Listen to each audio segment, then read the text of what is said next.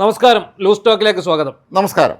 ഇന്ന് ഒരുപാട് വിഷയങ്ങൾ ചർച്ച ചെയ്യുന്നുണ്ട്. പക്ഷേ എന്ത് പറഞ്ഞെന്ന് പറഞ്ഞാൽ എല്ലാം വന്ന് അവസാനം നിൽക്കാൻ പോകുന്നത് നമ്മുടെ മുൻ മുഖ്യമന്ത്രിയായിട്ടുള്ള പിണറായി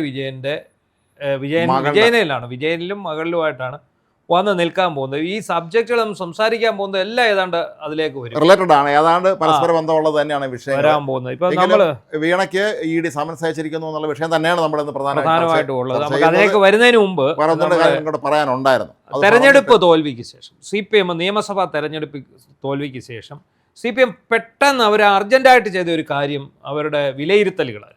അതിൽ മാത്രമല്ല, അന്ന് ഗോവിന്ദ മാഷ് പറഞ്ഞത് എല്ലാവർക്കും സ്വതന്ത്രമായ അഭിപ്രായം പറയാം, ആർക്കും ഒരു തടസ്സവുമില്ല. ആർക്കും നിങ്ങൾക്ക് തോന്നുന്ന അഭിപ്രായങ്ങൾ, നിലപാടുകൾ പാർട്ടിയെ വ്യക്തമാക്കാം, പാർട്ടി വേദികളിൽ വ്യക്തമാക്കാമെന്ന് പറഞ്ഞു. അങ്ങനെ അത് പറഞ്ഞു പോയതുമല്ല, പാർട്ടി വേദികളിൽ മാത്രമല്ല, ഫേസ്ബുക്കിലും വാട്സാപ്പിലും പിന്നെ നേരിട്ടും എല്ലാം ഈ CPMൻ്റെ അംഗങ്ങൾ ഇറങ്ങി അഭിപ്രായം പറയാൻ തുടങ്ങി. പ്രധാനമായിട്ടും പറഞ്ഞ രണ്ട് കാര്യം: ഈ അപ്പം ഗോവിന്ദനെ എടുത്ത് കിണറ്റിലിടണം. രണ്ട്, പിണറായി വിജയൻ രാജിവെച്ചിട്ട് ധർമ്മടത്ത് ശൈലജയെ മത്സരിപ്പിച്ച് പ്രതിപക്ഷ നേതൃസ്ഥാനം പിണറായി വിജയൻ രാജിവെക്കണം ഇങ്ങനെ രണ്ട് പ്രധാനപ്പെട്ട കാര്യങ്ങളാണ്. അതായത് നമുക്കറിയാം, നമ്മൾ ഈ ഒട്ടുമിക്ക ജില്ലകളിലും ഈ തെരഞ്ഞെടുപ്പ് അവലോകനം വന്നപ്പോൾ ഏറ്റവും അധികം വിമർശനമുയർന്നത് ഒന്ന് പിണറായി വിജയനും, രണ്ട് MP ഗോവിന്ദനും, പിന്നെ അതാത് ജില്ലകളിൽ നിന്നുള്ള മന്ത്രിമാർക്കും ജനപ്രതിനിധികൾക്കും എതിരെയാണ്. രൂക്ഷമായ വിമർശനമായിരുന്നു പിണറായി വിജയനെക്കുറിച്ച്. അതിഭീകരമായ രീതിയിലുള്ള വിമർശനമുണ്ട്. അദ്ദേഹത്തിൻ്റെ മകൾക്ക് വേണ്ടി അദ്ദേഹം ചെയ്യാൻ ഇറങ്ങി പുറപ്പെട്ട കാര്യങ്ങളും അതും വരുത്തിവെച്ച ഡാമേജ്, അദ്ദേഹത്തിൻ്റെ ഓഫീസിലുണ്ടായിരുന്ന ഒരു കാട്ടിക്കൂട്ടിയ വിക്രിയകൾ. ഗോവിന്ദൻ്റെ ഭാഗത്ത് നിന്നുള്ളത് ഒന്ന്, അദ്ദേഹത്തിൻ്റെ മനുഷ്യന് മനസ്സിലാകാത്ത ചാച്ചു എന്ന് പറയുന്ന ആ ഒരു ഭാഷയും, പിന്നെ പ്രധാനമായിട്ടുള്ളത് അദ്ദേഹം ഭാര്യയെ സ്ഥാനാർത്ഥിയാക്കിയതൊക്കെ തന്നെ. അപ്പോൾ ഏതായാലും ഈ പാർട്ടി കമ്മിറ്റികളിൽ നടന്ന ചർച്ചകളിലൊക്കെ തന്നെ ഇത് വീണ്ടും ചർച്ച ചെയ്തുകൊണ്ടിരിക്കുകയാണ്. അതുപോലെ തന്നെ ഈ ഇപ്പോൾ TK ഗോവിന്ദൻ, അതുപോലെ കുഞ്ഞികൃഷ്ണൻ, ജി സുധാകരൻ, ഐഷ പോറ്റി, ഇങ്ങനെ CPMനൊപ്പം നിന്നിരുന്ന CPMൻ്റെ സഖാക്കളായിട്ടുള്ള പാർട്ടി വിട്ടുപോയവരുടെ ഒരു വിജയം, ആ ഒരു വിജയം ശരിക്കും എന്ത് പറഞ്ഞ് നിൽക്കണമെങ്കിൽ പോലും ഈ CPMനെ സംബന്ധിച്ചിടത്തോളം അവരുടെ വിജയമാണ്. പരാജയപ്പെട്ടെങ്കിൽ പോലും നേരെ വോട്ടിനാണ് പരാജയപ്പെട്ടത്, വളരെ പ്രധാനപ്പെട്ട ഒരു കാര്യമാണ്. അപ്പോൾ ഇവരെ ഈ പറയുമ്പോഴെല്ലാം ഈ മൂന്ന് പേര് എങ്ങനെ ജയിച്ചു എന്നുള്ള ചോദ്യത്തിൽ നിന്ന് തന്നെ മനസ്സിലാകും. CPMൻ്റെ കട്ട അംഗങ്ങൾ പോലും, അതായത് CPMൻ്റെ അടിമകളായിട്ട് നിന്നവർ പോലും CPM വോട്ട് ചെയ്തിട്ടില്ല എന്നുള്ളതാണ്. അപ്പം അതുകൊണ്ട് തന്നെയാണ് ഇപ്പം 48,000 വോട്ട് വാങ്ങി ജയിച്ച മധുസൂദനെ പയ്യന്നൂരിൽ കുഞ്ഞികൃഷ്ണൻ 25,000 വോട്ടിന് തോൽപ്പിക്കണമെങ്കിൽ എത്രമാത്രം പാർട്ടി പ്രവർത്തകർക്കിടയിൽ ഈ പാർട്ടിയെക്കുറിച്ച് ഒരു അസംതൃപ്തി. ജീവിതത്തിൽ MLA MP മന്ത്രിയാവണമെന്ന് ഒരിക്കലും ആഗ്രഹിക്കാത്ത കുഞ്ഞികൃഷ്ണനും ഈ TK ഗോവിന്ദനും എല്ലാം അപ്രതീക്ഷിത MLA-മാരായി എന്നുള്ളതാണ് ഇതിൻ്റെ ഏറ്റവും രസകരമായ കാര്യം. പിന്നെ ജി സുധാകരൻ പിന്നെ ആഗ്രഹിച്ച് വന്ന ഒരാൾ തന്നെയാണ്. അപ്പോൾ ഈ കണ്ണൂരിൽ എന്ന് പറയുന്നത് കണ്ണൂർ ലോബിയുടെ തട്ടകമാണ് കണ്ണൂർ ജില്ല എന്ന് പറയുന്നത്. ആ ജില്ലയിൽ മാത്രമല്ല, തൃക്കരിപ്പൂരിലെ നമ്മുടെ സന്ദീപ് വാര്യർ മത്സരിച്ച് വിജയിച്ചിരുന്ന മണ്ഡലമാണ് തൃക്കരിപ്പൂർ. അവിടെ പോലും സന്ദീപ് വാര്യർ വിജയിച്ചു. പാർട്ടി കോട്ടയാണ്, പ്രത്യേകിച്ചും ന്യൂനപക്ഷങ്ങൾ ഏറെയുള്ള സ്ഥലമാണ്. ഈ ചില പ്രമുഖരായ CPM നേതാക്കൾ ചില മാധ്യമപ്രവർത്തകരുടെ രഹസ്യമായിട്ട് പറഞ്ഞത്, ധർമ്മടത്ത് പിണറായിക്കെതിരെ പാർട്ടി വിമതനാണ് മത്സരിച്ചിരുന്നെങ്കിൽ അയാൾ തോക്കുമായിരുന്നു എന്നാണ്. അതെ, അങ്ങനെ ഈ കുഴപ്പങ്ങളെല്ലാം ചർച്ച ചെയ്യപ്പെട്ടു. അതായത് ഈ 14 ജില്ലകളിലും നടന്ന അവലോകനത്തിൽ താഴേക്കിടയിൽ നിന്നുള്ള ഓരോ ഏരിയ കമ്മിറ്റികളിൽ നിന്നുമുള്ള വിമർശനം എന്ന് പറയുന്നത് LDF അല്ലാതെ മറ്റാര് എന്ന് പറഞ്ഞ് പിണറായി വിജയൻ്റെ പടം വെച്ച് പോസ്റ്റർ അടിച്ചു. പിണറായി വിജയൻ ജനത്തെ അതുപോലെ വെറുപ്പിച്ചെന്ന് പറഞ്ഞാൽ ഒന്നും മനുഷ്യരെ അടിപ്പിക്കുകയില്ല, പിന്നെ അതുപോലെ കടക്ക് പുറത്ത്, അതുപോലെ വീട്ടിൽ പോയി ചോദിക്കുക, ഇതിലെല്ലാം ഉപരി ചെറ്റത്തരം അതിന് പിന്നെ മറ്റേ മുഖ്യമന്ത്രി ഉണ്ടായിരുന്നില്ല റേവന്ത് റെഡ്ഡിക്കെതിരെ പറഞ്ഞ ഡാഷ്മോനെ വിളി, ഇതൊക്കെ പിന്നീട് ഇദ്ദേഹം യാന്ത്രികമായി കാട്ടിക്കൂട്ടിയ ചില അഭിമുഖ നാടകങ്ങൾ ഇതെല്ലാം തന്നെ തിരിച്ചടിച്ചു. ആ തിരിച്ചടി ഏറ്റതിൻ്റെ പശ്ചാത്തലത്തിൽ പിണറായി വിജയൻ ഒഴിയണം, പിണറായി വിജയൻ ഒരാളാണ് ഈ തോൽവിക്ക് കാരണക്കാരൻ എന്നുള്ളൊരു അഭിപ്രായമാണ് എല്ലാ ജില്ലകളിൽ നിന്നും. മാത്രമല്ല MP ഗോവിന്ദനെ മാറ്റണമെന്ന് എല്ലാവരും ആവശ്യപ്പെട്ടു. ബ്രാഞ്ച് സെക്രട്ടറി ആവാനുള്ള യോഗ്യത പോലും ഇല്ലാന്ന് പോലും ചില കമ്മിറ്റികൾ വിമർശനം. അതായത് അടൂരിലല്ലേ ഇയാൾ പറഞ്ഞ ജയന്റെ സിനിമയിലെ ചാം ചച്ചാ ചൂം ചച്ചാ ചുമ്മരി ചച്ചാ ഛാ ഈ പാട്ടാണെന്ന്. അതുപോലെ ഇത് തന്നെയാണ് രാജീവിനെ കുറിച്ചും പറഞ്ഞത്. രാജീവിനെ കുറിച്ച് പിന്നെ കഴിഞ്ഞ ദിവസം നിയമസഭയിൽ സജീന്ദ്രൻ പറഞ്ഞല്ലോ. അതിലപ്പുറം പുള്ളിയെ പറയാൻ വേറൊരു കാര്യം ഇല്ല. അത് മനുഷ്യന് മനസ്സിലാകാത്ത ഭാഷയിൽ തോൽവിയുടെ കാര്യങ്ങൾ നിരത്തുന്ന ഒരു രാജീവിനെയും, ഇതിപ്പം പത്തനംതിട്ട ജില്ലയിലാണെങ്കിൽ വീണ ജോർജിനെതിരെ രൂക്ഷമായ വിമർശനം ഉണ്ടായി. വീണ ജോർജിനെതിരെ ഉണ്ടായി, അവിടുത്തെ തന്നെ നേതൃത്വത്തിനെതിരെ ഉണ്ടായി.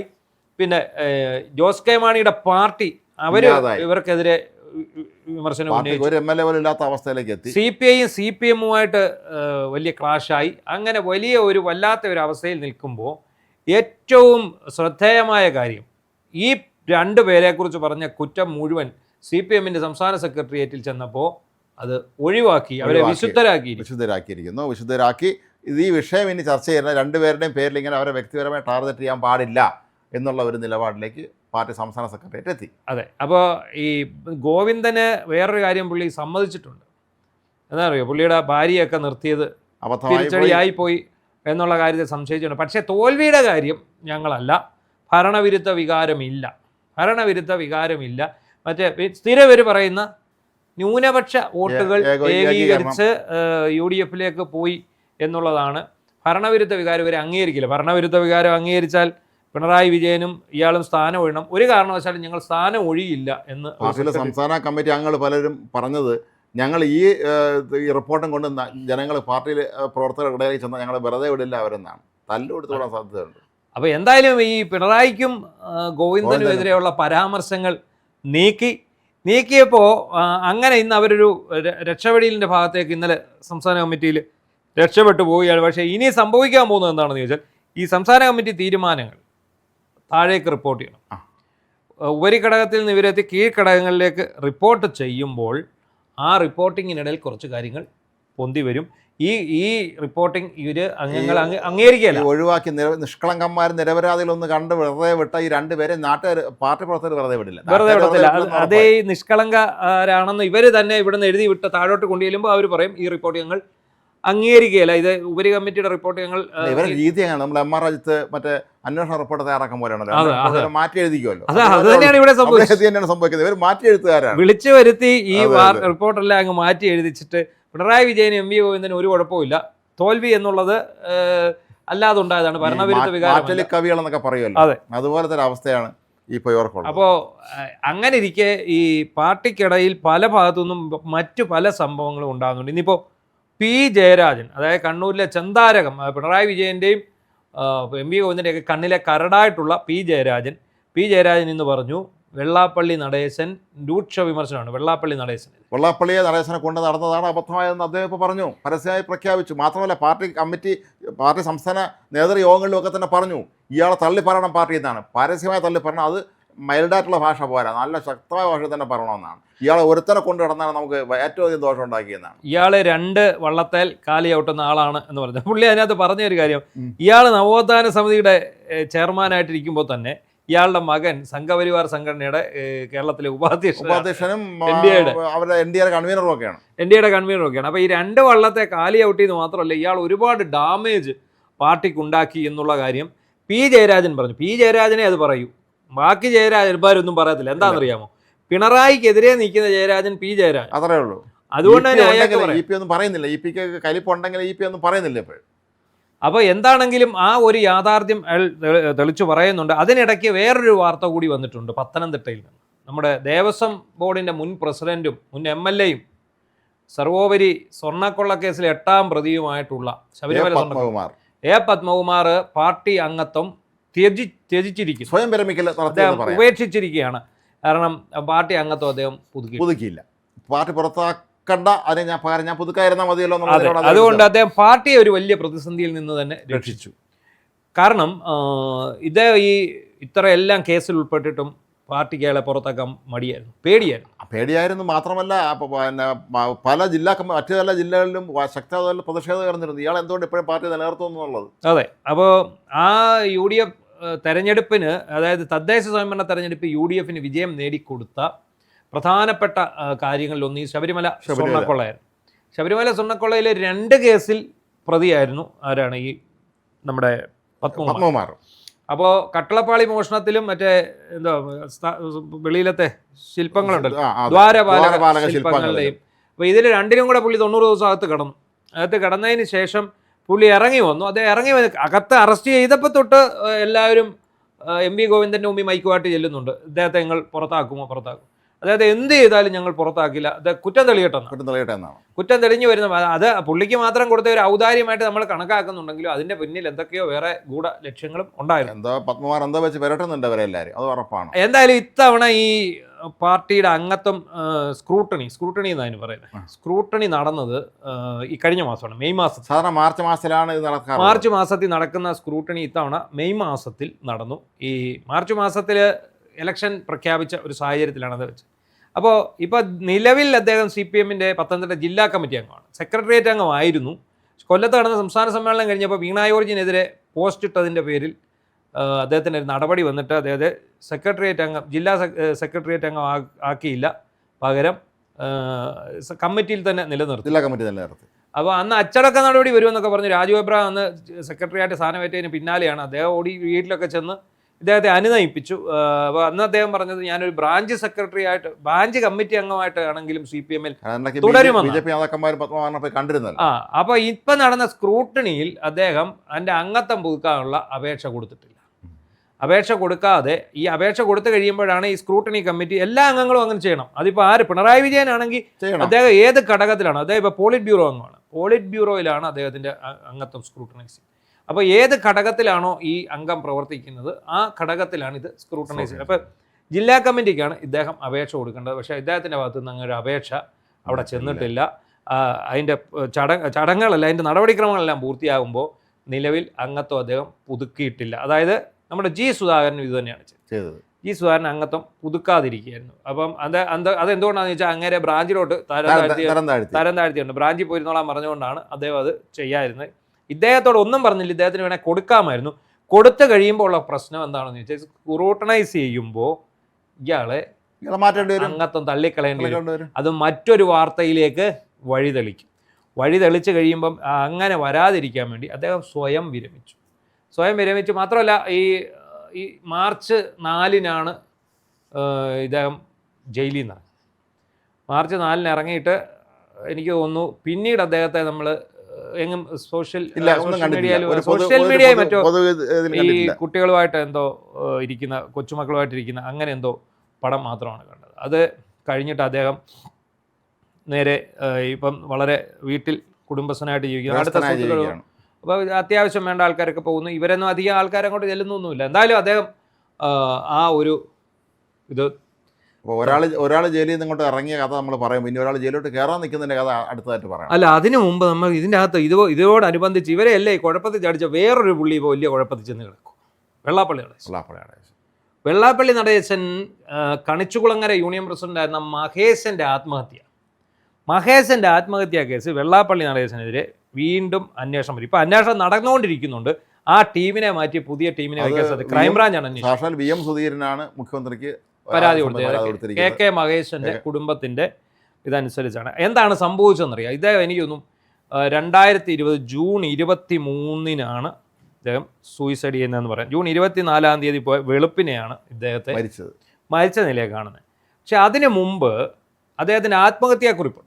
ആത്മഹത്യാക്കുറിപ്പ് 32 പേജുള്ള അന്ന് ആത്മഹത്യാക്കുറിപ്പ്. ആ വാർത്ത ആദ്യം വെളിവിട്ടത് മറുനാടൻ മലയാളി ആ സമയത്ത്. അപ്പോൾ എൻ്റെ ഓർമ്മയിൽ നിന്ന് ഞാൻ പറയാം, ഞാൻ ആ ആത്മഹത്യാക്കുറിപ്പ് കണ്ടതാണ്. അപ്പോൾ അതിനകത്ത് എഴുതിയിരുന്ന പ്രധാനപ്പെട്ട കാര്യം, അതിനകത്ത് വെള്ളാപ്പള്ളി നടേശനും ഈ മൈക്രോ ഫൈനാൻസ് കേസ് അന്വേഷിക്കുന്ന ക്രൈംബ്രാഞ്ച് ഇൻസ്പെക്ടറായിട്ടുള്ള TR സന്തോഷും അതിൻ്റെ ASI ആയിട്ടുള്ള ഗോപകുമാറും, ഇവർ 3 പേരുമാണ് എൻ്റെ ആത്മഹത്യക്ക് ഉത്തരവാദികൾ. കാരണം വെള്ളാപ്പള്ളി നടേശൻ ചെയ്തറിയില്ല, മൈക്രോ ഫിനാൻസ് തട്ടിപ്പ് എന്ന് പറഞ്ഞാൽ 2% പലിശയ്ക്ക് പൈസ എടുത്തിട്ട് 12% പലിശയ്ക്ക് ഈ സ്ത്രീ കൊടുത്തു, ഇവർക്ക് കൊടുക്കുക, എന്നിട്ട് ഈ ലാഭം ഉണ്ടാക്കുക. എന്നിട്ട് ഇതിനകത്തുനിന്ന് കുറേ ഇയാളും വലിക്കും. അതായത് ചിലയിടത്ത് ഗ്രൂപ്പുകളൊന്നുമില്ല, ഇവർ തന്നെ സ്വന്തമായിട്ട് അവിടുത്തെ ഉള്ള സ്ത്രീകളെ കയറ്റി ഗ്രൂപ്പ് ഉണ്ടാക്കി ഇവർ ഈ പൈസ അവിടെ കൊടുത്തതായിട്ട് കാണിച്ചിട്ട് ആ പൈസ ഇങ്ങ് വലിക്കുക, എന്നിട്ട് തിരിച്ചടയ്ക്കാതെ വന്നപ്പോൾ സ്ത്രീകൾക്ക് നോട്ടീസ് കിട്ടി. അവിടെ ചെല്ലുമ്പോഴാണ് അവരറിയുന്നത് ഞങ്ങളാരും ഇങ്ങനെ ഒരു ഗ്രൂപ്പ് ഉണ്ടാക്കിയിട്ടില്ല, ഒരു ലോണും എടുത്തിട്ടില്ല. അപ്പോൾ ഇതിൻ്റെ സംസ്ഥാന കോർഡിനേറ്റർ ആയിരുന്നു ഈ മഹേഷ്, ഈ മൈക്രോ ഫിനാൻസ്. അപ്പോൾ എന്ത് സംഭവിച്ചു? മൈക്രോ ഫിനാൻസിനെതിരെ VS അച്യുതാനന്ദൻ കൊടുത്ത പരാതിയിലാണ് ഈ അന്വേഷണം പ്രഖ്യാപിക്കുന്നത്. വെള്ളാപ്പള്ളി നടേശനെതിരെയുള്ള അന്വേഷണം പ്രഖ്യാപിക്കും. ഇത് ക്രൈംബ്രാഞ്ച് അന്വേഷിക്കുന്നു. വെള്ളാപ്പള്ളിയും ഇവരൊക്കെ പ്രതികളായി വരേണ്ട ഒരു സാഹചര്യത്തിൽ ഇത് മുഴുവനും കൂടി എന്ത് ചെയ്യുന്നു, ഇയാളെ തലയ്ക്ക് മഹേശന്റെ തലയിലോട്ട് കെട്ടിവെക്കുന്നു. മഹേശന്റെ തലയെ കെട്ടിവെച്ചു എന്ന് മാത്രമല്ല, ഈ ക്രൈംബ്രാഞ്ച് ഉദ്യോഗസ്ഥർ ഇയാളോട് വളരെ ഇതായിട്ട് ഭീഷണി മുഴക്കുകയാണ്. നിങ്ങൾ ഇത് കുറ്റം മൊത്തം വെക്കണം, ഇല്ലെങ്കിൽ നിങ്ങൾക്ക് ഇത് വലിയ പ്രശ്നം. വെള്ളാപ്പള്ളിക്ക് വേണ്ടി നിങ്ങൾ കുറ്റം വെക്കണം. നിങ്ങൾ ഇത് വെള്ളാപ്പള്ളി അപ്പം ഈ ജൂൺ 23 ഇദ്ദേഹം ആത്മഹത്യ ചെയ്യുന്ന ആ ദിവസം, അതിനു മുമ്പ് ഇദ്ദേഹത്തെ നിർബന്ധിച്ചു ആര്, ഈ ഇൻസ്പെക്ടർ സന്തോഷും ഈ ASI ഗോപകുമാരൻ ചേർന്നിട്ട് പറഞ്ഞു, അന്ന് ക്രൈംബ്രാഞ്ച് പിന്നെ DGP എന്ന് പറയുന്നത് ടോമിൻ തച്ചങ്കരി ക്രൈംബ്രാഞ്ചായിരുന്നു, നിങ്ങൾ അദ്ദേഹത്തെ പോയി കാണണം, കണ്ടേ പറ്റൂ. ഈ 23-ാം തീയതി കാണാൻ പോകണമെന്ന് ഇദ്ദേഹം പോയില്ല. പക്ഷേ ഈ കത്തെല്ലാം എഴുതി ഇയാൾ ടോമിൻ തച്ചങ്കരിക്കും വാട്സപ്പ് ചെയ്തിട്ടുണ്ട്. വാട്സപ്പ് ചെയ്തതിന് ശേഷമാണ് ഇദ്ദേഹം അന്ന് രാത്രി ഈ കണിച്ചുകുളങ്ങരയിലെ SNDP യൂണിയന്റെ ഓഫീസിൽ തൂങ്ങി മരിച്ചതായിട്ട് പറയുന്നത്. തൂങ്ങി മരണമാണോ കൊലപാതകമാണെന്ന് സംബന്ധിച്ച് ഇവരുടെയൊക്കെ ഒരു രീതി വെച്ച് നോക്കുമ്പോൾ അത് ആത്മഹത്യയാണെന്ന് തീർത്ത് നമുക്ക് പറയാനും പറ്റില്ല. അപ്പോൾ ഒന്ന് ആലോചിച്ച് നോക്കണം, നമ്മൾ അവിടെ നിന്നാണ് ഈ കേസിൻ്റെ ഒരു അട്ടിമറി കാണുന്നത്. മഹേശൻ എന്താണ് ഉദ്ദേശിച്ചത്? മഹേശൻ ഉദ്ദേശിച്ചത് എനിക്ക് നീതി കിട്ടും എൻ്റെ മരണത്തോടെ. കാരണം ഞാനിത് എല്ലാം എഴുതി വെച്ച് കഴിഞ്ഞാൽ ഇത് ഉടനെ തന്നെ പോലീസ് വെള്ളാപ്പള്ളിയെ പിടിച്ച് അകത്തിടും എന്ന് കരുതിയാണ് ആ പാവം പിടിച്ചോ ജീവൻ ഒടുക്കി. പക്ഷേ പിന്നീട് എന്താണ് സംഭവിക്കുന്നത്? പിന്നീട് ഈ കേസ് നേരെ അട്ടിമറിക്കാനുള്ള ശ്രമമാണ്. ഇവർ ആദ്യം ചെയ്ത ഒരു പരിപാടി അറിയാം. ഈ ക്രൈംബ്രാഞ്ച് ഈ മഹേശന്റെ ആത്മഹത്യാക്കുറിപ്പിലെ പരാമർശത്തിന്റെ അടിസ്ഥാനത്തിൽ വെള്ളാപ്പള്ളിയെ പൂർണ്ണമായിട്ട് ഒഴിവാക്കിക്കൊണ്ട് ഈ 2 ക്രൈംബ്രാഞ്ച് ഉദ്യോഗസ്ഥരെ പ്രതികളാക്കാനുള്ള നീക്കമാണ്. അല്ല, ഈ എല്ലാ കേസിലും വെള്ളാപ്പള്ളി ഒഴിവാക്കാന്നുള്ള രീതിയിലാണ് പിണറായി സർക്കാർ തുറന്നിരുന്നത്. ഒരുപാട് കേസുകൾ അല്ല, അതിനകത്ത് ഓർത്തോണം, ഇയാൾക്ക് വേണ്ടി വിടുപണി ചെയ്ത 2 ക്രൈംബ്രാഞ്ച് ഉദ്യോഗസ്ഥരെ പ്രതികളാക്കാൻ ശ്രമിച്ചു. മറ്റേ ADGP പറഞ്ഞ കേട്ടോണ്ട് DVSP വരട്ടി റിപ്പോർട്ട് മാറ്റി കരയണം എന്നുള്ള അവസ്ഥയിലാണ്. അപ്പൊ അവര് 2 പേരും പ്രതികൾ. എന്താ, അവര് നിരന്തരമായിട്ടുള്ള മാനസിക പീഡനത്തെ തുടർന്നാണ് ഇദ്ദേഹം ആത്മഹത്യ ചെയ്യുന്നതെന്ന് വരുത്തി തരുന്ന. ഇദ്ദേഹത്തിന്റെ കുടുംബാംഗങ്ങൾ കേസ് കൊടുത്തു. അങ്ങനെ ഇത് ക്രൈംബ്രാഞ്ചിന് അന്വേഷണം. വെള്ളാപ്പള്ളിയെ ഇന്നേ വരെ ക്രൈംബ്രാഞ്ച് ചോദ്യം ചെയ്തിട്ടില്ല. ഇന്നേ വരെ വെള്ളാപ്പള്ളിയെ ക്രൈംബ്രാഞ്ച് ചോദ്യം ചെയ്തു. എന്നിട്ട് അവിടുത്തെ ലോക്കൽ SP ആയിരുന്നു ഒരു PS സാബു എന്ന് പറഞ്ഞിട്ട്, കൺഫേർഡ് IPS കാരനാണ്, റാന്നിക്കാരനാണ്. അയാളാണ് ഈ കേസ് അട്ടിമറിക്കുന്നത്. ആദ്യ ഘട്ടത്തിൽ അയാളിപ്പോൾ റിട്ടയർ ചെയ്ത് വീട്ടിൽ ഇരിപ്പുണ്ട്. അയാളാണ് ആദ്യം ഈ കേസ് അട്ടിമറിക്കുന്നത്. ഇത്തരക്കാരെല്ലാം ഈ വലിയ നേതാക്കന്മാരാണ് ആരാണ് അവിടെ SP ആവേണ്ടത് കളക്ടർ ആവേണ്ടത് തീരുമാനിക്കുന്ന ഒരു കാലമാണല്ലോ ഇന്ന്. അത് SNDP കാരനാണ് ഈ സാബുവിന് പല വിധത്തിലുള്ള സഹായം മുമ്പ് വെള്ളാപ്പള്ളി ലഭിച്ചിട്ടുണ്ടാവണം. അതുകൊണ്ടാവണമല്ലോ അദ്ദേഹം ഇയാളെ പ്രൊട്ടക്ട് ചെയ്യാൻ പോയി. ഇപ്പൊ എന്താ സംഭവിച്ചു? ഇതിനകത്ത് യഥാർത്ഥത്തിൽ ഇപ്പോൾ ഓൾറെഡി ഒരു മൈക്രോ ഫിനാൻസ് തട്ടിപ്പ് കേസിന്റെ അന്വേഷണം ഓൾറെഡി ഈ പറയുന്ന ശശിധരൻ എന്ന് പറയുന്ന SP-യുടെ നേതൃത്വത്തിൽ നടക്കുന്നുണ്ട്. അതിനകത്ത് അവർക്ക് കൃത്യമായ തെളിവുകൾ ഇവിടുത്തെ യൂണിയനുകൾ കൊടുത്തിട്ടുണ്ട്, തട്ടിപ്പിന് ഇരയായ ആൾക്കാർ കൊടുത്തിട്ടുണ്ട്. അപ്പോൾ അതിൻ്റെ ഇത് വെച്ച് അന്വേഷണം അന്തിമ ഘട്ടത്തിലോട്ട് നിങ്ങൾ അതിൻ്റെ റിപ്പോർട്ട് ഉടനെ കോടതിയിൽ സമർപ്പിക്കും. അതിനൊപ്പം ഒന്ന് ആലോചിച്ചോണം, വെള്ളാപ്പള്ളി നടേശന് അയ്യപ്പൻ പണി കൊടുത്താണെന്നാണ് നമ്മുടെ ഓഫീസിലെ നമ്മുടെ ചീഫ് ന്യൂസ് എഡിറ്ററായിട്ടുള്ള രമേശ് എപ്പോഴും പറയുന്നത്. രമേശ് രാവിലെയും പറഞ്ഞു ഇയാൾ നവോത്ഥാന മതിൽ ഉണ്ടാക്കാൻ പോലും. അതിൻ്റെ ശേഷമാണ് ഈ പറയുന്ന മഹേശൻ്റെ ആത്മഹത്യ വരുന്നത്. അവിടെ അപ്പോഴേ ഇയാൾ പ്രതിയാകാൻ വരുന്നു. പിന്നെയാണ് ഇപ്പോൾ ഈ വന്ന കേസുകെട്ടുകളെല്ലാം വരുന്നു. ഇയാൾ പിന്നെ മൈക്രോ ഫിനാൻസ് തട്ടിപ്പ് കേസ് ഇയാൾക്കൊരു അന്വേഷണം, ഇയാളെ കസേര തെറിക്കുന്നു, ഇയാളെ പിന്നെ പിണറായിക്ക് വേണ്ടി അവിടെ ചെന്ന് പിന്നെ പമ്പയിൽ പോയി പുകഴ്ത്തുന്നു. ആ രീതിയിലെല്ലാം വന്നിട്ട് ഇപ്പോൾ അവസാനം ഇനിയിപ്പോൾ ഈ കേസിന് അന്വേഷണം ഊർജിതമാകും. വെള്ളാപ്പള്ളി ഭക്തരല്ലാത്ത ഉദ്യോഗസ്ഥർ വരും. കാരണം VM സുധീരൻ എന്ന മുതിർന്ന കോൺഗ്രസ് നേതാവാണ് ഇതിനകത്ത് ഇപ്പോൾ പരാതി. VM സുധീരൻ എന്നും ഈ വെള്ളാപ്പള്ളിയുടെ പുറകെ നടക്കുന്ന അയാളെ കാശ് വാങ്ങിക്കുന്ന ആളല്ലാന്ന് എല്ലാവർക്കും അറിയാം. VM സുധീരൻ പറയുമ്പോൾ അതൊരിക്കലും സർക്കാരിനത് മാറ്റി ചിന്തിക്കാൻ കഴിയുകയില്ല. എന്നാലും മുഖ്യമന്ത്രി അക്കാര്യത്തിൽ ഉചിത നടപടി തന്നെയാണ് സ്വീകരിക്കാൻ പോകുന്നതെന്നാണ് നമ്മൾ അറിയുന്നത്. അതോടുകൂടി അപ്പനും മകനും ഭയന്നിട്ടുണ്ട്. ഏതായാലും പിണറായി സംഘത്തിൽപ്പെട്ട എല്ലാവർക്കും ഇപ്പോൾ കഷ്ടകാലമാണ്. എല്ലാവർക്കും പിണറായിയുടെ കൂട്ടത്തിലുള്ള എല്ലാവർക്കും കഷ്ടകാലം. പിണറായിയുടെ കഷ്ടകാലമാണ്, വളരെ കഷ്ടകാലം. പുള്ളിയുടെ പട്ടിയെ കൊണ്ട് പുള്ളി കന്റോൺമെന്റ് ഹൗസിലേക്ക് പോയി. റോബിൻ പട്ടി എന്ന് പറയുമ്പോൾ നമ്മുടെ നാട്ടിൽ കൂടെ നടക്കുന്ന സ്ട്രേ ഡോഗ് പോലെയോ പക്ഷേ ഏറ്റവും പ്രശ്നം ഈ പിണറായി വിജയന്റെ കൂടെ കൂടിയ കാരണം റോബിൻ പട്ടിയുടെ പേരിലും വിവാദങ്ങളാണ്. ഇന്റർവ്യൂവിൽ റോബിൻ പട്ടി അവിടെ വരുന്നുണ്ട്. പിന്നെ ഇടയ്ക്ക് ED റെയ്ഡ് വന്നപ്പോൾ പാവത്തിനെ വീടിനകത്ത് കയറ്റിയില്ല, എല്ലാം കൂടെ വെളിയിറക്കി വിട്ടു, വീട്ടിൽ വെളിയിൽ കിടന്നു. അങ്ങനെ ഇനിയിപ്പം റോബിൻ പട്ടിക്ക് സുഖമായി ജീവിക്കാൻ വേണ്ടി കന്റോൺമെന്റ് ഹൗസ് റോബിൻ പട്ടിക്ക് മാത്രമായിട്ട് വിഹാരത്തിന് വേണ്ടി വിടുക, അവിടെ ഒരാളെയും കയറ്റില്ല. പുള്ളി പുതിയ ഓഫീസ് എടുക്കാൻ പോകുന്നു കേട്ടോ പിണറായി വിജയൻ. കാരണം അദ്ദേഹത്തിന് കന്റോൺമെന്റ് ഹൗസിൽ അദ്ദേഹത്തെ ആരും ആക്രമിക്കാൻ വരുന്നു, അദ്ദേഹം സുരക്ഷയുടെ ഒരു പ്രശ്നമുണ്ട് എന്നൊക്കെ പറഞ്ഞിട്ട് അദ്ദേഹം നേരെ ആരെ ആക്രമിക്കാൻ വരുവാണേലും സ്വന്തം പാർട്ടിക്കാരെ വരത്തും. അപ്പം പുള്ളിയെ ആക്രമിക്കാൻ വരുന്ന മറ്റാരുമല്ല ED ആണ്. ED എന്തായാലും പിടിമുറുക്കി കഴിഞ്ഞു. അതാണ് ഇന്ന് നമ്മുടെ പ്രധാന ടോപ്പിക്ക്. നമ്മൾ എല്ലാവരും പിന്നെ രാവിലെ തന്നെ എല്ലാവരും ഇങ്ങനെ ആകാംക്ഷയോടെ കാത്തിരിക്കുകയായിരുന്നു എന്താണ് കേരള ജനത ഏറ്റവും സന്തോഷത്തോടു കൂടി രാവിലെ കേട്ടൊരു വാർത്തയാണ്. അതെ, വീണ വിജയന് ED സമൻസ് കൊടുത്തിരിക്കുന്നു. തൈക്കണ്ടി വീണയ്ക്ക് എക്സാലോജി കമ്പനിയുടെ കള്ളപ്പണ ഇടപാടിൽ SFIO രജിസ്റ്റർ ചെയ്ത കേസനുസരിച്ച് ഇൻ്ററിം സെറ്റിൽമെൻറ്റ് ബോർഡ് ആദായ നികുതി രജിസ്റ്റർ ചെയ്ത കണക്കുകൾ അനുസരിച്ച് ഇപ്പോൾ ഇവരെ ചോദ്യം ചെയ്യാൻ വിളിപ്പിച്ചിരിക്കുകയാണ് ED. ഒപ്പം മറ്റേ 8 പേരും കൂടിയാണ്, മൊത്തം 9 പേരാണ്. വീണ കൂടാതെ 8 പേരും കൂടെ. കാര്യവളൽ കർത്ത, അദ്ദേഹത്തിൻ്റെ ഭാര്യ, അദ്ദേഹത്തിൻ്റെ മകൻ, പിന്നെ കമ്പനിയുടെ പ്രധാനപ്പെട്ട ഉയർന്ന പദവിയിൽ ഇരിക്കുന്നവർ എല്ലാവരും വരണം. എല്ലാവരെയും ചോദ്യം ചെയ്യും. വിശദമായി തന്നെ ചോദ്യം ചെയ്യാനാണ് ED തീരുമാനിച്ചിട്ടുള്ളത്. മാത്രവുമല്ല, കഴിഞ്ഞ ദിവസം കോടതി ഒരു വളരെ പ്രധാനപ്പെട്ട ഉത്തരവ് പുറപ്പെടുവിച്ചിരുന്നു. SFIO അന്ന് അവർ ശേഖരിച്ച രേഖകൾ, ഇവർക്കെതിരെയുള്ള രേഖകൾ 134 പേജ് വരുന്ന രേഖകൾ ED കൈമാറണമെന്നുള്ള കോടതി ഉത്തരവിട്ടിട്ടുണ്ട്. ഇനി EDക്ക് വളരെ സ്മൂത്തായിട്ട് ഒരു പ്രശ്നമില്ലാതെ അന്വേഷണമായിട്ട് മുന്നോട്ട് പോകാം. മിക്കവാറും ഇവരെല്ലാവരും അകത്തുപോയി കിടക്കേണ്ടി വരും. പിണറായിയിലേക്ക് അന്വേഷണം എത്തിപ്പെടുമോ എന്നുള്ളതാണ്. ഇപ്പോൾ ഇവരൊക്കെ ആശ്വസിച്ചിരിക്കുന്ന ഒരു കാര്യം, ഇത് കള്ളപ്പണ ഇടപാടിൻ്റെ പരിധിയിൽ വരുന്നില്ല എന്നാണ് ഇവർ പറയുന്നത്. ഇത് 2 കമ്പനികൾ തമ്മിലുള്ള കൊടുക്കൽ വാങ്ങലാണ്. ഒരു കമ്പനി ഒരു സേവനം കൊടുക്കുന്നു, പകരം ആ കമ്പനിക്കുള്ള പണം കൊടുക്കുന്നു.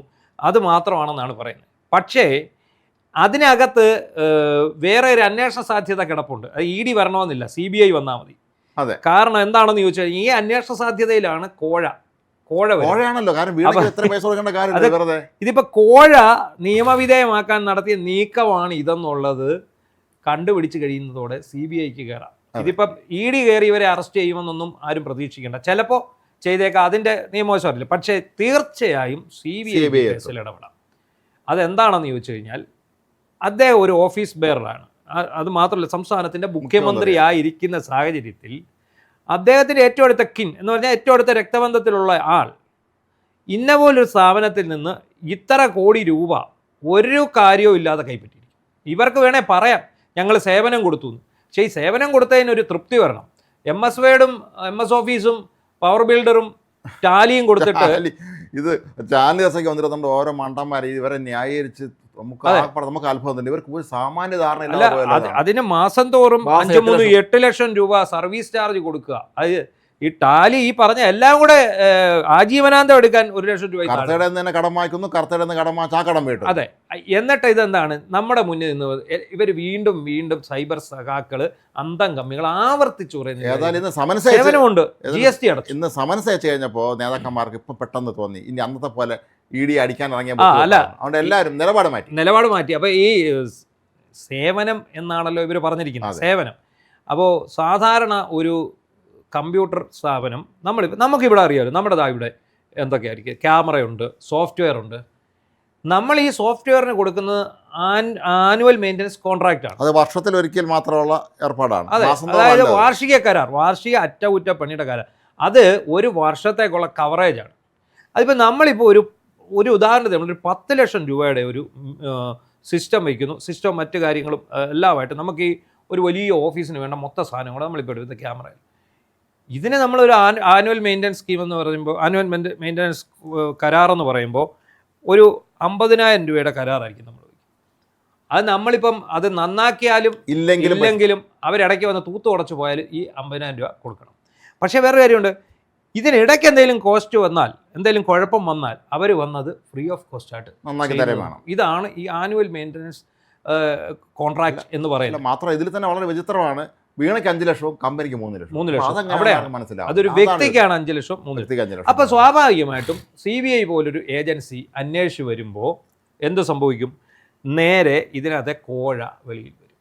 ഈ കോഴയാണെന്നുള്ളത് വെളിയിൽ വരും. അപ്പോൾ എന്ത് ചെയ്തു? മുഖ്യമന്ത്രി അയാളുടെ ഓഫീസ് ദുരുപയോഗം ചെയ്ത് മകൾ മുഖേന കോഴ വാങ്ങി ഇയാൾ പ്രതിയാവും. അതാണ് സംഭവിക്കാൻ പോകുന്നത്. അയാളെ പ്രതിയാവും. പക്ഷെ അയാളെ ഇവരെ രക്ഷിക്കുക എങ്ങനെയാണെന്നറിയോ? BJPക്ക് വേണമെങ്കിൽ ഇവരെ രക്ഷിക്കാം. അവരങ്ങനെ രക്ഷിച്ച കേസാണ് സ്വർണ്ണക്കടത്ത് കേസ്. ബൈബിളിലല്ലോ, മറ്റേ ഖുറാനകത്ത് സ്വർണ്ണം കൊണ്ടുവന്നു, ഈന്തപ്പഴക്കുരുവിനകത്ത് സ്വർണ്ണം ഇല്ല. അങ്ങനെ അന്ന് കൊണ്ടുവന്ന സ്വർണം മുഴുവൻ ഇവിടുത്തെ ഒരു ജുവലറിയിലേക്ക് മാറ്റിയിരുന്നു. ആ ജുവലറി ഇപ്പം ഇല്ല. നാട്ടുകാരെ മുഴുവൻ പറ്റിച്ചുകൊണ്ട് അവന്മാർ സ്ഥലം വിട്ടു. ആ ജുവലറിക്കെതിരെ അന്വേഷണം നടത്തി ആ സ്വർണം അങ്ങോട്ട് പോയിരിക്കാമെന്ന് റിപ്പോർട്ട് കൊടുത്ത ഒരു DYSP ഉണ്ടായിരുന്നു. ഈ എന്താ നമ്മൾ കൊടുത്ത വാർത്ത അൽ മുക്താദിർ ജുവലറിയുടെ പേരിൽ നടന്ന തട്ടിപ്പ്. ആ തട്ടിപ്പ് അന്വേഷിച്ച DYSPമാരുണ്ടായിരുന്നു. അന്ന് ഈ ക്രൈംബ്രാഞ്ച് ADGP ആയിട്ടുള്ള വെങ്കടേഷാണ്. അപ്പോൾ അതിൽ ഒരു DYSP കൃത്യമായ റിപ്പോർട്ട് കൊടുത്തു. അത് അയാളെ വിളിച്ചിട്ട് പറഞ്ഞു, ഇത് പോരാ, ഇത് മാറ്റി തരണം, നമ്മൾ പറയുന്ന പോലെ ചെയ്യും. എനിക്ക് പറ്റത്തില്ല, അത് പറഞ്ഞു, നിങ്ങൾ വേറെ ആരെങ്കിലും വെച്ച് ചെയ്യിപ്പിച്ചോളുക, അയാളുടെ പേര് ചെയ്യിപ്പിച്ചു. അങ്ങനെ വേറെ ഒരു DYSPയെ വിളിച്ച് ആ റിപ്പോർട്ട് മാറ്റി എഴുതി അൽ മുക്താദിറിന് അനുകൂലമാക്കി.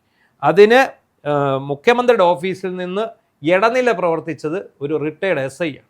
P ശശിയും ഈ റിട്ടയർഡ് SIയും ഈ പറയുന്ന വെങ്കടേഷ് എന്ന് പറയുന്ന ഇവരെല്ലാം ചേർന്ന് നടന്ന് വലിയ ഒരു നാടകമായിരുന്നു. വലിയ നാടകമല്ല, വലിയൊരു അട്ടിമറിയായിരുന്നു. പക്ഷേ ഈ ഞാൻ പറഞ്ഞ DYSP ഇത് റെഡിയാക്കി ഈ റിപ്പോർട്ട് കൊടുത്തു. ആ റിപ്പോർട്ട് എനിക്കൊരിടത്തുനിന്ന് ചോർന്നു. അത് ചോർന്ന് കിട്ടിയിട്ട് ഞാനാണ് ആ സ്ഥലത്ത് വിട്ട് പീയൂഷിനെ കൊണ്ട് ആ റിപ്പോർട്ട് നമ്മൾ എടുപ്പിച്ച് നമ്മുടെ ചീഫ് എഡിറ്റർ അത് ഇവിടെ അവതരിപ്പിച്ചെന്ന് പറഞ്ഞാൽ അതിൻ്റെ കൃത്യമായ കാര്യങ്ങൾ. അപ്പോൾ അന്ന് ഇതിൽ 1-2 അന്വേഷണ ഉദ്യോഗസ്ഥരുണ്ട് പറഞ്ഞു, നിങ്ങൾ എന്താണ് ധരിച്ചിരിക്കുന്നത്, ഈ കൊണ്ടുവന്ന സ്വർണം എങ്ങോട്ട് പോയി, ഇങ്ങനൊരു സ്വർണ്ണക്കടത്ത് നടന്നിട്ടുണ്ട്. സ്വപ്ന സുരേഷ് പറഞ്ഞ സ്വർണ്ണക്കടത്ത് നടന്നിട്ടുകൊണ്ട് ഈ പറഞ്ഞതെല്ലാം കൊണ്ട് ഈ സ്വർണം മുഴുവൻ ഈ ജുവലറി മുഖേന വിളിപ്പിച്ചു. കാരണം അങ്ങനെയാണ്. അതിനകത്ത് സംശയിക്കാതിരിക്കാൻ യാതൊരു കാര്യമുണ്ട്. കാരണം മുഖ്യമന്ത്രിയുടെ ഓഫീസിൽ നിന്ന് ഇടപെട്ടിട്ട് ഒരു ഉദ്യോഗസ്ഥനോട് പറയുകയാണ്, നിങ്ങൾ ഈ റിപ്പോർട്ട്, നിങ്ങളുടെ അന്വേഷണ റിപ്പോർട്ട് മാറ്റി എഴുതണം, ഇത് പോരാ, ഇത് പറ്റില്ല. എല്ലാം മാറ്റിയെഴുത്താണല്ലോ, അപ്പൊ അതിനകത്ത് ഈ ബന്ധപ്പെട്ട ഉദ്യോഗസ്ഥനാണ് നമ്മുടെ ഈ പറഞ്ഞ ഇപ്പൊ ക്രമസമാധാന ചുമതലയിലിരിക്കുന്ന ADGP ആയിട്ടുള്ള വെങ്കടേഷ് എന്ന് പറയുന്നത്. അപ്പോൾ അയാളെക്കുറിച്ചൊക്കെ നമുക്കൊരു വലിയ ഇതുണ്ടായിരുന്നു, ഇതൊക്കെ വലിയ നീതിമാൻ. പക്ഷേ ഇവരെല്ലാം ഇവർക്ക് വേണ്ടി ആക്ട് ചെയ്തിട്ടുള്ള ഉദ്യോഗസ്ഥന്മാരാണ്. ഇതെല്ലാം കൃത്യമായ കാര്യം. ഈ രേഖകളെല്ലാം നമ്മുടെ കയ്യിലിരിപ്പുണ്ട്. ഇതിന്റെ ഏതായാലും ഈ പിണറായി ഒരുപാട് പേരെ വീട് റെയ്ഡ് നടത്തി, ഒരുപാട് പിടിച്ചകത്തിട്ടു, ഒരുപാട് പേരെ ദ്രോഹിച്ചു, തലതല്ലി പൊട്ടിച്ചു. ഇതിനൊക്കെ പിണറായി കുടുംബം വലിയ ദൈവവിശ്വാസികളോ അന്ധവിശ്വാസികളോ ഒക്കെ ആയിട്ടുള്ളവരാണ്. അപ്പോൾ അതുകൊണ്ട് ഇത്തവണ അവർക്ക് ചിന്തിക്കാം, ഞങ്ങൾ ചെയ്ത പ്രവർത്തിയുടെ കർമ്മഫലമാണ് അനുഭവിക്കുന്നത്. ഏതൊക്കെ അമ്പലത്തിൽ പോയത്? ഗുരുവായൂർ അമ്പലത്തിൽ പോയി കാര്യങ്ങൾ ബൃഹദീശ്വരത്തിൽ ഉരുണ്ട് പ്രാർത്ഥിച്ചു. ഒരു കാര്യമില്ല, ദൈവം ദുഷ്ടം ഒരിക്കലും വളർത്തില്ല. നമ്മൾ മുമ്പേ പറഞ്ഞ് നിർത്തിയെടുത്തും തുടങ്ങാം. ഇപ്പം ഈ കഴിഞ്ഞ തവണ ED റെയ്ഡിന് വന്നപ്പോൾ ഞങ്ങളുടെ പിണറായി രാജാവിനെ തടഞ്ഞു വെച്ചിരിക്കുന്നത് എന്ന് പറഞ്ഞ് വലിയ ബഹളവും ലഹളയൊക്കെ നടത്തി 10-25 ഉണ്ട തന്നെയാണ്. ഈ ജന്മത്തെ ഈ അടുത്ത കാലത്തൊന്നും ഉടനെയൊന്നും പുറത്തിറങ്ങുകയില്ല. അതിനുള്ള വകുപ്പ് അവിടെ കിടപ്പുണ്ട്. അതിൻ്റെ കൂടെ CBIയുടെ വരുവാണെങ്കിൽ നല്ല കോളായിരിക്കും, അത് അകത്ത് പോകും. അപ്പോൾ ഇപ്പം സംഭവിച്ചിരിക്കുന്നത് എന്താണെന്ന് ചോദിച്ചാൽ, അന്നത്തെ ആ ഒരു ആക്രമണവും അന്നത്തെ ഈ പിണറായിക്ക് വേണ്ടിയുള്ള ഇവരുടെ ഗ്വാഗ്വാ വിളികളും ഇന്നെന്താ ഇവരെ ഗുളുഗുളു എച്ചപ്പയ്യും എല്ലാം കൂടെ കൂടി ഇവരെ ഇപ്പോൾ നശിപ്പിച്ചിരിക്കുകയാണ്. ഇപ്പോൾ എന്തു പറ്റി? അതുകൊണ്ട് ഇന്ന് പിണറായി വിജയൻ്റെ മോക്ക് ED സമൻസ് വന്നപ്പോൾ ഇവിടെയുള്ള നേതാക്കന്മാരെല്ലാം ഘടകം പറഞ്ഞു. സാധാരണ NN കൃഷ്ണദാസ് മാധ്യമങ്ങളെ കാണുമ്പോൾ പൊട്ടിത്തെറിക്കിയ വായത്ത് വന്ന് വിളിച്ചു പറയുകയും ചെയ്യുന്നതാണ്. പക്ഷേ ഇന്ന് പുള്ളിയും പറഞ്ഞു അത് വീണയുടെ കാര്യമാണെന്ന് പറഞ്ഞു, പാർട്ടിയുടേതല്ല. വീണയുടെ കാര്യം വീണ തീരുമാനിക്കും. അവർക്ക് വ്യവസ്ഥാപിതമായ നിയമമാർഗങ്ങളിലൂടെ അത് നേരിടാനുള്ള കഴിവുണ്ട്. അതുകൊണ്ട് അവരതങ്ങ് ചെയ്തോളൂ എന്നാണ്. ജോൺ ബ്രിട്ടാസ് ഒക്കെ കഴിഞ്ഞ ദിവസം പിണറായി വിജയനെതിരെ ഉള്ള അവിടെ ഏരിയ കമ്മിറ്റി ഓഫീസിന് മുന്നിൽ എത്തിയിരുന്നല്ലോ. അതെ, അന്ന് വന്ന ആളാണ്. അന്ന് ഈ മരുമകൻ എന്തായിരുന്നു പറഞ്ഞില്ല, സംഘപരിവാർ അജണ്ടയാണ്. ഇപ്പൊ എന്താ അജണ്ടയാണ്? ഹൈക്കോടതി എല്ലാ കോടതികളുടെ അനുവാദത്തോടു കൂടിയാണ് അവിടെ ഈ ED കയറാൻ പോകുന്നത്. ED ഇവരെ വിളിപ്പിച്ചിരിക്കുന്നത് എല്ലാ വിവരങ്ങളും 134 തെളിവുകൾ SFIയുടെ കയ്യിൽ നിന്ന് എടുത്തിട്ട് അതിലെ ക്ലാരിഫിക്കേഷന് വേണ്ടിയാണ് ED. ഇനി ED ചിലപ്പോൾ ശുപാർശ ചെയ്യുന്നത് CBI അന്വേഷണം. അങ്ങനെ ഒരു CBI അന്വേഷണം കൂടെ വന്നു കഴിഞ്ഞാൽ അതോടെ തൈക്കണ്ടി കുടുംബം മുഴുവൻ വിദേശത്തു നിന്ന് സഹിതം അകത്തുവും. മാത്യു കുഴൽനാടനും ഷോൺ ജോർജും ഇന്നും പറഞ്ഞിട്ടുണ്ട്, ഇത് വന്നിരിക്കുന്നത് ഒരു ചെറിയ അറ്റം മാത്രമാണ്. ഇത് കരിമണൽ കർത്തായുടെ കോഴ മാത്രമേ വന്നിട്ടുള്ളൂ. ഒരുപാട് കർത്താക്കന്മാർ കിടക്കുന്നു. ഈ മുഖ്യമന്ത്രി ആയത് 10 കൊല്ലം ഉണ്ടാക്കിയ കോഴകളും സ്വർണ്ണക്കടത്തും നിരവധി കിടക്കുന്നു. BJP ഇപ്പം കൈയൊഴിഞ്ഞു. BJPക്ക് വേണ്ട. എന്താണെന്ന് ചോദിച്ചാൽ CPM തീർന്നെങ്കിലേ BJP വളരും. മാത്രമല്ല, ഇനി ഇവരെ ന്യായീകരിക്കാൻ ഇറങ്ങി പുറപ്പെട്ടാൽ ഈ CPMന്റെ നേതാക്കന്മാരെ റോഡിലിട്ട് നാട്ടുകാർ കൈകാര്യം ചെയ്യുന്നുള്ള മനസ്സിലായി. കാരണം ബംഗാളിൽ കോൺഗ്രസ് നേതാക്കന്മാർ റോഡിൽ കിടന്ന് അടിവാച്ചോണ്ടിരിക്കുന്നത് ആരും വരുന്നില്ല എന്ന് മാത്രമല്ല, എല്ലാവർക്കും കാര്യങ്ങൾ മനസ്സിലായി. പിണറായി അപ്പോൾ ഒരു ചോദ്യം ചോദിക്കാനുള്ളത്, ഒരു സംശയമുള്ളത്, ഇവർ പറയേണ്ടത് വീണയുടെ കാര്യം ഞങ്ങൾക്ക് അറിയേണ്ട ആവശ്യമില്ല എന്ന് പറയുമ്പോൾ അന്ന് ഈ പ്രശ്നം ഉണ്ടായപ്പോൾ ഡൽഹിയിൽ നമ്മുടെ party general secretary MA baby കൈ ഇങ്ങനെ കെട്ടി അയാൾ എന്തിനാണ് അവിടെ സമരം? അടിമകളാണ്. അടിമകളൊക്കെ അടിമപ്പണി ചെയ്യാനല്ലേ അറിയൂ. ഇയാളെ ജയിക്കുന്നതും കൂടെ പോലീസ് വണ്ടി കയറിക്കുന്ന ഒരു 54 കിലോമീറ്റർ ദൂരം മുഖം കാണുമ്പോൾ നമുക്ക് ചിരി തുടക്കം തീർത്താൻ പറ്റില്ല. ഉള്ള കാര്യം ഞാൻ പറയട്ടോ. ഇങ്ങനെ 1-2 പേരുണ്ട്, ഈ അനിൽകുമാറെ ജയിക്ക്, ഇവരെയൊക്കെ കണ്ടാൽ അരുൺകുമാറും ഉണ്ട്, അനിൽകുമാറും ഉണ്ട്, എല്ലാ ഈ ആശാന്മാരൊക്കെ വായി വരുന്നത് എന്തൊക്കെ ഈ അരുൺകുമാറിന്റെ ആ ഒരു ഡയലോഗ് ഇപ്പോഴും നമുക്ക് ചിരി നിർത്താൻ പറ്റാത്ത ഏതാണെന്നറിയോ? എന്തൊക്കെ സേവനങ്ങളാണ് കൊടുത്തതെന്ന് അറിയാമോ? MS ഓഫീസർ, പവർ ബിൽഡർ, ഏറ്റവും അവസാനം കനത്തില് ടാലി. ഇതാണ് 2.25 കോടി രൂപയ്ക്കാണ് കൊടുത്തിരിക്കുന്നത്. ഇതുപോലെ വേറൊരു വമ്പൻ അഴിമതി ഈ കഴിഞ്ഞ ദിവസം നമ്മുടെ കൈ വന്നിട്ടുണ്ട്. ഒരു ക്ഷീരവികസന വകുപ്പിൽ ഒരു പോർട്ടൽ ഉണ്ടാക്കാൻ വേണ്ടി 59 ലക്ഷം രൂപ.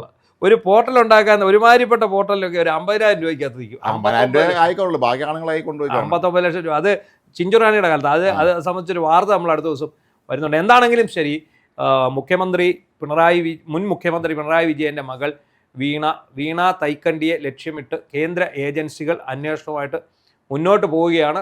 എന്താണെങ്കിലും ഈ കേരളം ആകാംക്ഷയോടെ കാത്തിരുന്ന, ഏറ്റവും അധികം ആഗ്രഹിച്ച് കാത്തിരിക്കുന്ന ഒരു കാര്യമാണ്, ഇവർ കുറ്റവാളികളാണെങ്കിൽ ഇവരുടെ എല്ലാ കള്ളത്തരവും കണ്ടുപിടിച്ച് പണ്ട് സ്വർണ്ണക്കേസിൽ നിന്ന് രക്ഷപ്പെട്ടതുപോലെ ആകരുത് എന്നുള്ള ഒരു നിർബന്ധം നമ്മുടെ മലയാളികൾക്ക് എല്ലാം ഉണ്ട്.